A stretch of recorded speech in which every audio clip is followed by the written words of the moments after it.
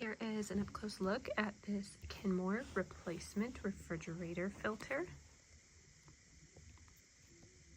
Here is all the information at the top, the temperature that it should be working at, the working pressure, the flow rate, capacity, and then it has this top right here so that it doesn't get dirty when you're replacing it. Here is what it looks like at the top.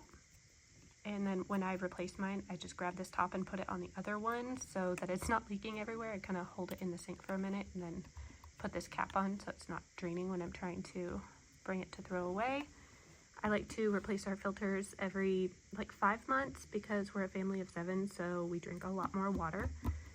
So we replace these more often. I think the thing says 6 months, but like I said, there's a lot of us, so we go through a ton of water, and I do like to push through about 3 gallons of water through the refrigerator. I use it to water my plants so it's not wasted, and these work great. The water tastes great.